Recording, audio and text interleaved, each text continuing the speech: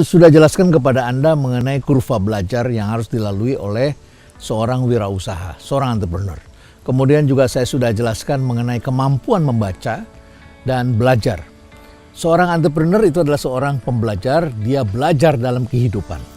Dia sekolah atau tidak sekolah, tapi sebetulnya dia terus belajar. Karena ketika dia berbisnis, maka bisnisnya pun akan diganggu terus oleh alam ini. Ada orang baru yang muncul, yang tadinya pegawainya tiba-tiba menjadi kompetitornya.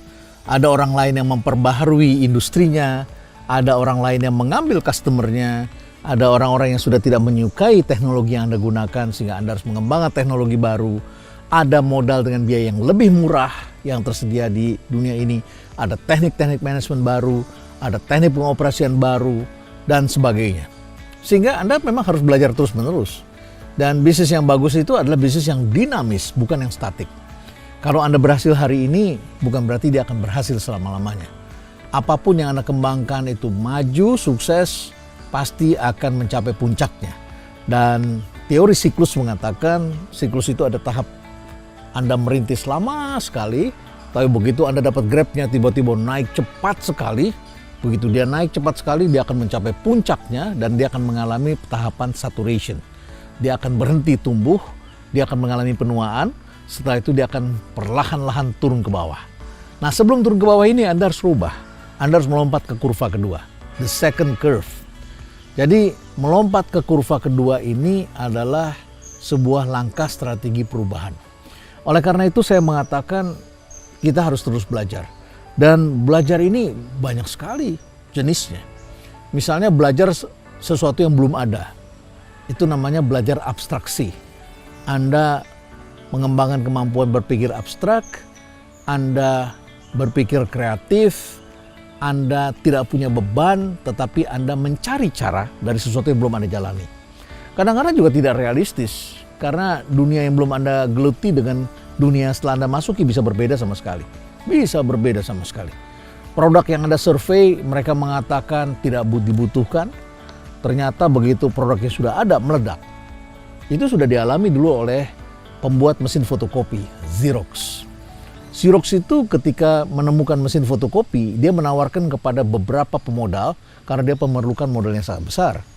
Dan kemudian pemodal-pemodal itu menggunakan metodologi yang sama seperti yang lalu melakukan survei.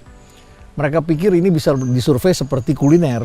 Orang bisa langsung merasakan butuh atau tidak butuh, suka atau tidak suka. Nyatanya ketika disurvei yang suka hanya 4, 5, 6, 8 orang kurang lebih. Untuk membuat mesin fotokopi kalau konsumen hanya 8 orang, mengapa harus diteruskan? Mungkin kita harus hentikan. Dan akhirnya kemudian tidak ada yang membiayainya.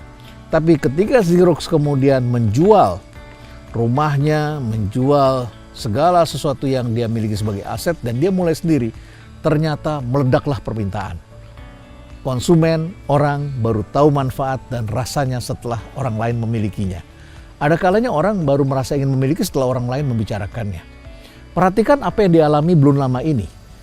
Viral yang dilakukan oleh seorang tua. Orang tua bukan orang muda ini. Yang kemudian ramai dan kemudian disebarkan oleh masyarakat di mana-mana. Jokes Mukidi. Mukidi kemudian di-create oleh banyak orang. Diciptakan, dikembangkan. Dan tiba-tiba orang membicarakan soal Mukidi itu. Itu namanya viral. Berkembang sangat cepat.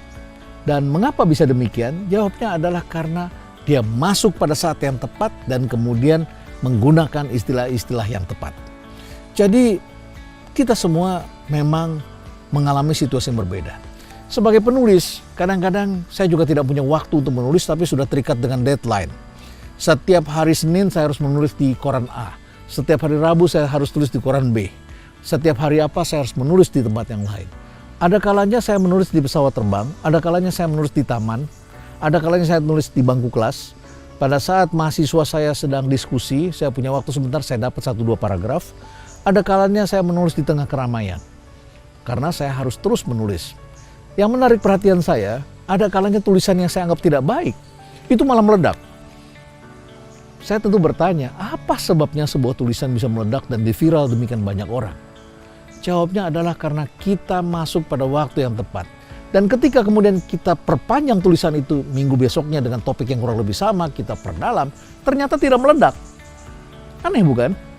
Kita berpikir orang itu mengambil sesuatu karena kebutuhan.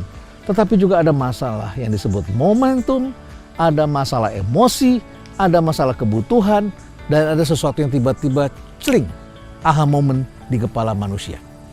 Oleh karena itu maka kita harus perlu belajar terus. Belajar sebelum memulai, belajar setelah memulai, pada baru saat memulai, itu beda lagi. Kemudian kita belajar apa lagi? Belajar antara produksi dan marketing. Ini beda lagi. Belajar marketing berbeda dengan belajar selling. Kita belajar di sekolah marketing. Marketing itu adalah science, bisa kita pelajari. Tetapi apakah berani kita jalani? Itu ternyata adalah ada seni, ada kecerdasan, ada keberanian untuk melakukan. Saya sering bikin jokes dengan murid-murid saya, mahasiswa saya seperti ini. Saya panggil mereka siapa yang dapat nilai A marketing sebelumnya. Karena saya mengajarkan international marketing, syaratnya mereka harus sudah mengambil principle of marketing, dasar-dasar pemasaran.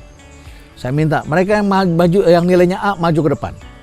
Maju ke depan, ada 8 anak, saya lihat bagus. Dan seperti biasa kita bisa menduga siapa yang dapat nilai bagus. Mereka adalah anak-anak yang serius belajar. Anak-anak yang serius belajar itu mukanya sama sekali tidak cheerful. Mukanya sangat serius, pakaiannya kadang-kadang tidak matching. Mereka kemudian tidak mempunyai bahasa yang baik menyampaikan dan lain sebagainya. 8 orang ini adalah anak-anak pinter, dan setelah saya perhatikan pinter mindahin teori ke dalam kertas pada saat ujian. Sehingga kemudian dosennya juga memeriksa apakah yang di kertas ini sama dengan yang ada di dalam teks. Kemudian saya agak jahil sedikit, saya tanya lagi. Dari 8 orang kamu yang di depan ini, berapa yang sudah punya pacar? Amazingly, dari 8 orang itu yang punya pacar hanya 1 orang. Lantas saya katakan pada mereka, apakah kalian tahu mendapatkan pasangan itu memerlukan marketing? Tiba-tiba mereka semua berpikir. Karena saya seringkali memberikan contoh ketika mengajarkan segmentasi, itu adalah contoh ketika manusia mencari pasangan. Manusia mencari pasangan kan memilih segmen. Ada marketingnya, ada persuasionnya. Tapi orang yang tidak mengerti, itu langsung ujuk-ujuk melakukan sesuatu yang to the point, melakukan sesuatu yang membuat calon pacarnya kaget, dan akhirnya bubar. Maka ilmu itu sebenarnya bisa dipakai. Dan ketika diterapkan, hanya 1 dari 8 anak yang bisa menerapkan marketing untuk mendapatkan pasangan. Kemudian saya tanya kepada mahasiswa yang lain, kalian percaya ini anak-anak pintar? Semuanya percaya, mereka anak-anak pandai. Tetapi pandai menurut mereka itu adalah pandai dalam kertas. Sedangkan in reality, mereka tidak pandai dalam membangun hubungan, menggunakan ilmu dalam menjalin hubungan, atau membuat orang lain percaya dan senang dengan mereka. Marketing pada dasarnya adalah ilmu yang praktis, yang bisa diterapkan. Oleh karena itu, maka Anda tidak cukup hanya belajar marketing itu dari kertas. Just do it. Buat produk. Atau kalau Anda tidak buat produk, ambil produk yang ada, Anda bantu jual di kaki 5. Maka kalau Anda berada di kelas saya ini adalah dosen yang jahil, yang agak nakal, yang tidak ada di silabus. Kadang-kadang saya minta anak-anak saya melakukannya. Mereka saya minta untuk jualan di kaki 5. Dan ketika memilih lokasi saja, itu saya sudah bisa melihat anak ini cukup cerdas atau tidak. Ini ilmu membaca. Membaca lokasi, membaca di mana orang mau membeli, membaca pada jam berapa orang lewat situ, bagaimana perilaku orang membeli, respons orang terhadap stimulus-stimulus, terhadap tulisan, diskon, sale, beli 1 dapat 2, harga psikologis, itu semua ilmu persuasif. Belum lagi nanti kami harus rekam dari jauh, apa yang mereka ucapkan, apa yang mereka lakukan, mereka pakai musik seperti apa dan sebagainya. Ini adalah belajar menerapkan. Ketika Anda menerapkan, Anda belajar.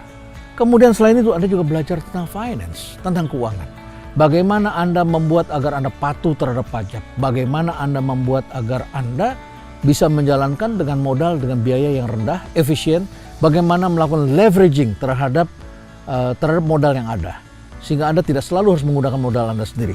Bagaimana Anda belajar menciptakan sensasi pada produk Anda, tetapi bukan sensasi yang murahan, sensasi yang tepat sasaran. Anda juga perlu belajar barangkali adalah terhadap teknologi baru. Seringkali orang yang sekolah tidak bisa menggunakan teknologi. Tapi orang yang tidak sekolah, dalam ilmu di pelajaran di sekolah, justru bisa mengembangkan teknologi dan menggunakan teknologi. Semua ini adalah belajar. Dan belajar itu ada biayanya. Belajar itu ada kesalahannya. Belajar itu tentu saja sakit kepala. Dan hanya mereka yang betah belajar itulah yang akan berhasil dalam kehidupan ini.